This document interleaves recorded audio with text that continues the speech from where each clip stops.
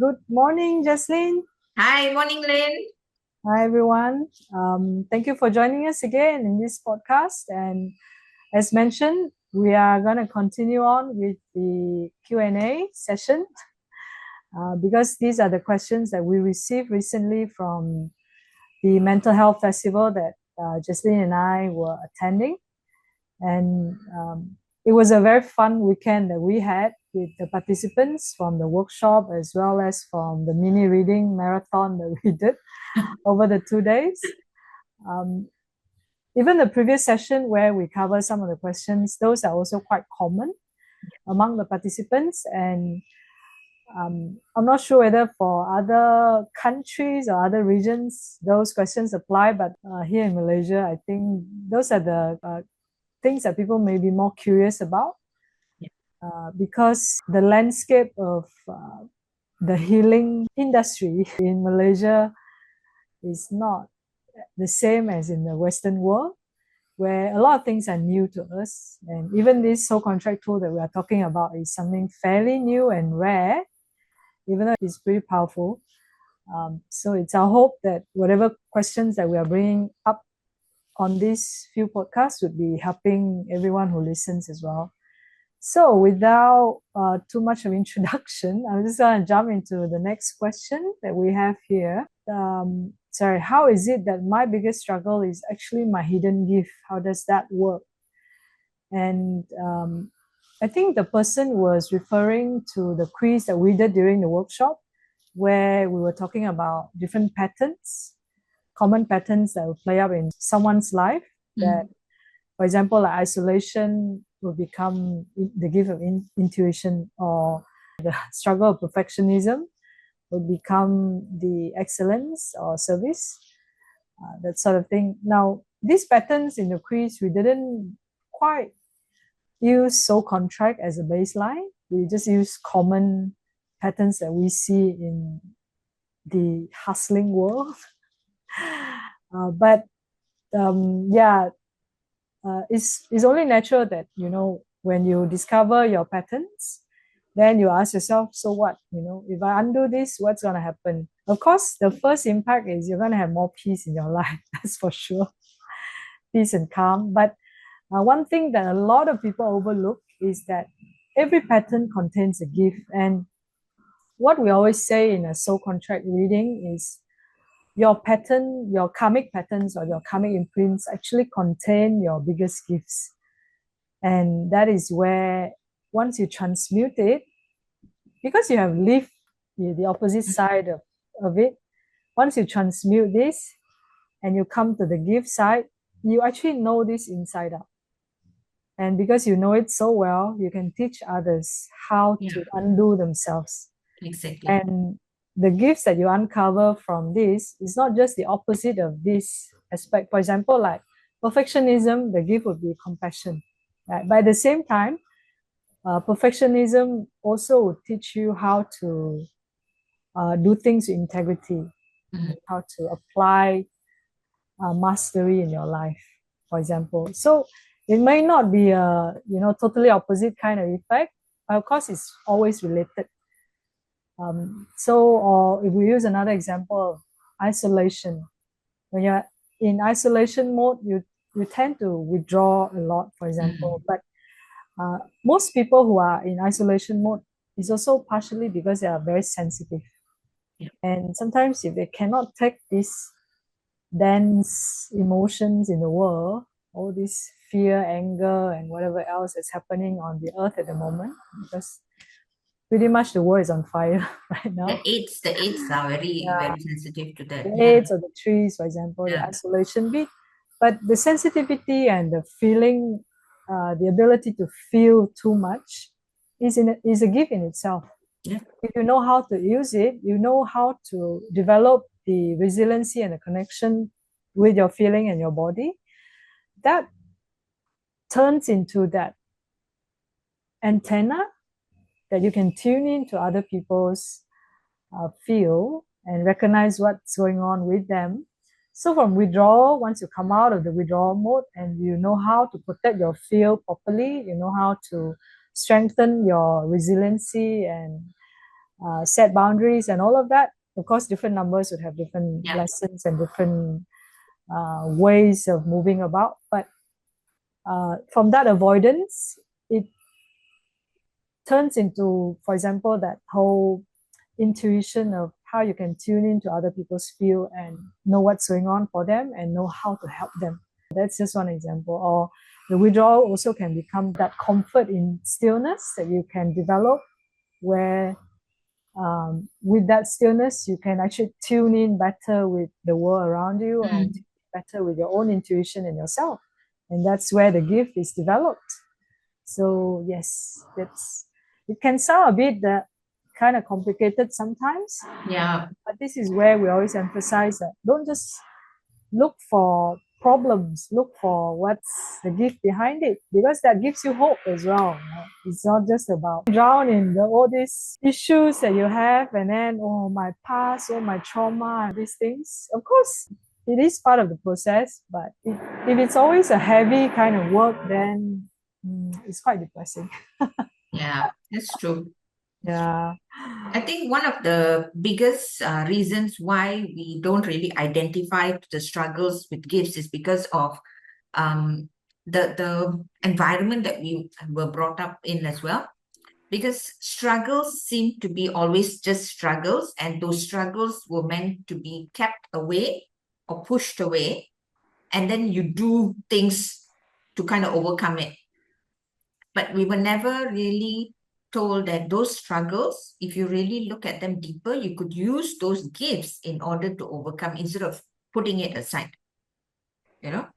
So one thing that I also identified with the whole thing, that, whenever we speak to people and all, very much they are confused when we say that these patterns and struggles would give you your gifts, is because we were never taught that way. And we never looked at it that way.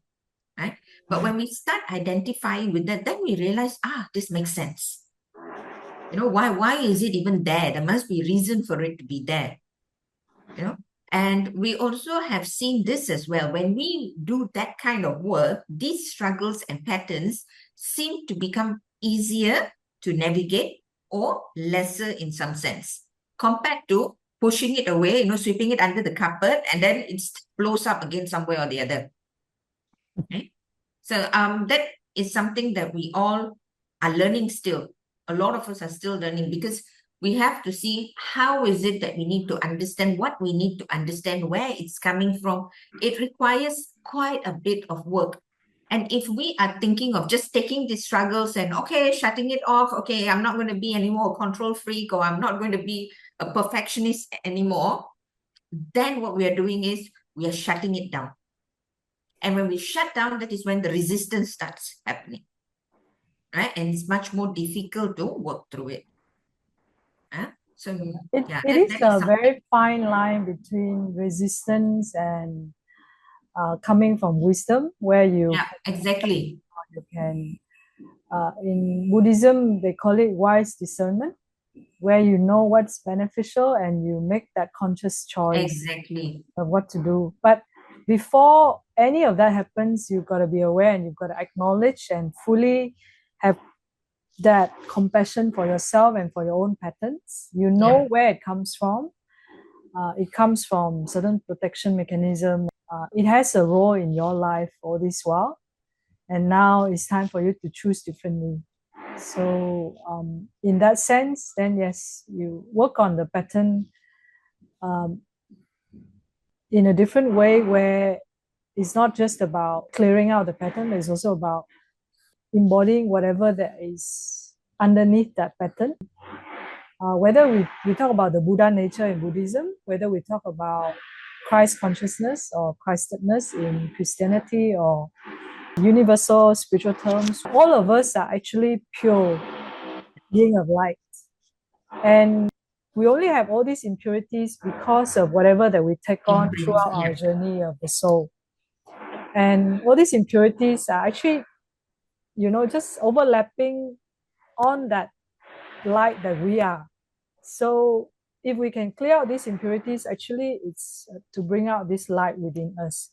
And what these lights are, for all the 22 vibrations of creation, there are different gifts. And every soul coming to this world or coming into existence has got different gifts shining in different ways. Yeah. Even though it can be the same number, but they shine in different way because of their journey through time. What we are meant to bring out is not so much about purifying all these impurities. Yes, in the beginning, it is important. But over time, you have to start looking for the light that's within. So that's the emphasis of soul contract work. And I think a lot of modalities overlook that. But here, yes, that's what we have to offer as a different perspective. All right. The next question, which is going to be the last one for this series, even though we are going to have more as well, but I think we also don't want to overwhelm our audience. Yeah. What's actually blocking me from changing? So, quite a number of my clients as well have this question like, I know my patterns, they are healers as well, some of them, or they are spiritual workers, but there is still certain thing that they can't see that's blocking them from changing. They know that they may be aware of their patterns through meditation, through contemplation. They may use certain tools, like energetic tools and stuff, to start working on their patterns, but they still see these patterns playing up again and again, or they still see it in their field. And the question is like, why it's still happening when I've already done so much work, when I have already got the map or whatever it is, or I've already started walking the path towards my. Or when I thought it's all sorted. Yeah. So this is a very big thing for a lot of spiritual seekers, as well as people who are not spiritually seeking, but they are on improvement journey, where it's all about self-improvement, is about adopting different modalities for them to shift their realities, but things would keep playing back up and feels like quite tiring sometimes. So what I observe for many of my clients say, I don't want this reality, I want to change. But why is this still happening? I don't want to be angry. But subtly, within that I don't want is resistance. You are rejecting your own patterns. So that is one of the issues that I notice as well. We are so eager, so enthusiastic to get out of our old patterns because we want to manifest a calmer, more peaceful life. But in that process, we're actually rejecting ourselves, our old self. And that is a trap, like we mentioned with this podcast. So that's one of the reasons why things keep playing up, because you are not meeting the patterns with love, you are not meeting them with compassion, and it is not integrated into the light and the gifts or the love and the truth, but it is just being suppressed in different ways. So that's one of the reasons. You got anything to add to that, Jessie? Yeah, one of the things that I've noticed very closely with those I work with as well is they notice the pattern, they know the pattern is there, and they don't want it. Of course, none of us want those patterns, right? But one thing is we cannot expect it to disappear like magic. Okay? It doesn't just vanish out of the blue. It takes practices, right? To recognize, to have the tools, to have consistency as well, right? Because many times I've noticed, even I'm guilty of this, right? Where we practice something and then when we are kind of comfortable into it, the practices kind of loosen up. And it'll be quite obvious that those patterns start surfacing somewhere along the line, right? So one of the important things is not about just knowing what is happening, but to have the right practices to that response that we are looking for, and the consistency as well. Because whatever it is, let's think about it this way. If we want a healthy body, right, or want to build muscles, the consistency of going to the gym or the consistency of going for a walk, that is what gives you that, right? So we can't be just sitting down here and saying that, oh, I want to, get rid of all this aches and pains in my body, or I want to get rid of all this weight on my body without having that right tool. Because not all exercise fits everybody, we know that. So same with this. So it is not about just identifying and knowing, but I guess one of the important things is having the right tools and practices in order for you to get that response, right? Yeah. And going back, linking that with the emotions that are stuck as well. Because a lot of times, like what you just mentioned earlier, we kind of put it there and then expect it, oh, okay, yes, I know the emotion, but work through it and not work with it. So there's a difference there. Yeah. Yeah. And one of the things which I think a lot of people tend to over expect on themselves is that we spend decades accumulating our patterns, whether it's emotional, energetic, or mental belief system, and all of that. And one thing is that this is a road less traveled. You're actually going against the norm when you want to undo your patterns and you want to live the best version of yourself.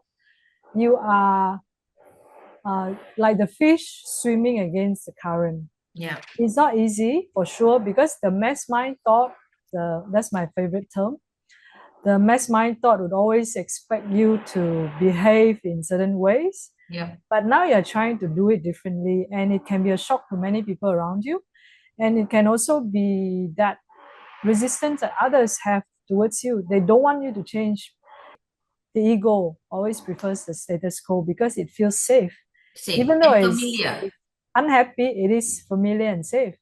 So there is that whole accumulation of things throughout your years of living on the earth, through the different experiences that you have, the different thought patterns that you have built up.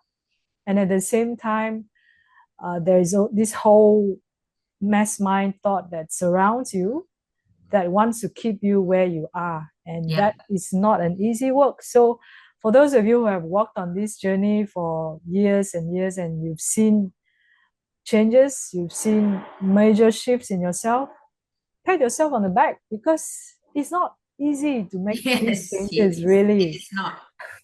And when you start walking on the journey, it's already a big win.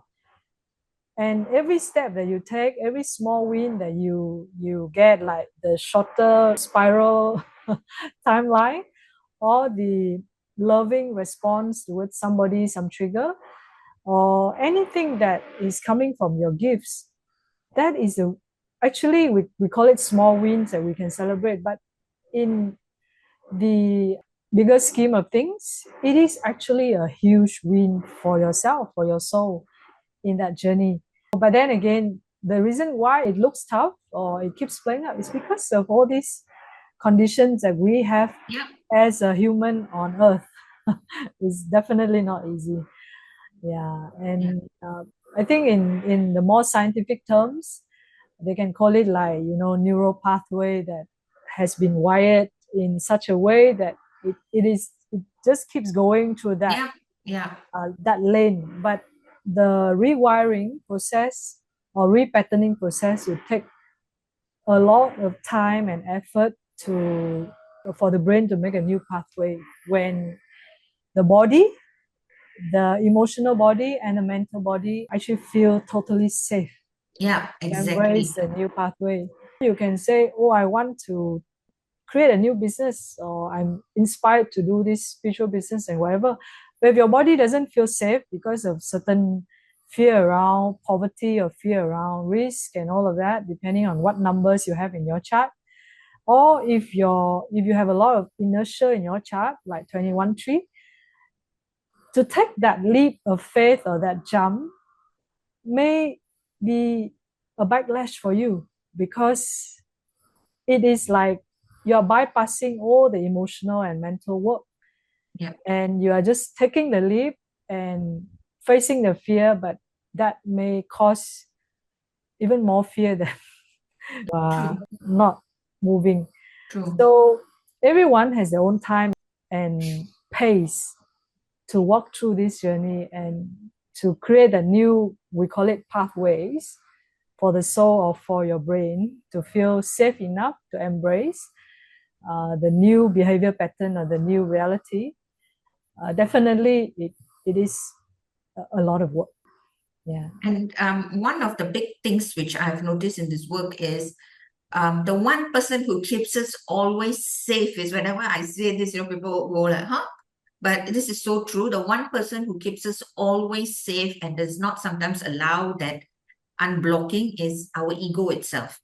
The ego is not something bad. The ego is there to actually keep us safe. Okay, because the ego has all the subconscious memories of what is safe and what is not safe.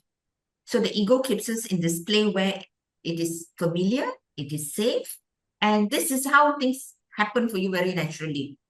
So now when the soul decides to, okay, look here, I want to take this leap forward, I want to do this, then the safety measure comes in. And that is why sometimes it is so difficult to move forward. It is not because you're not good enough. It is not because you're not worthy enough.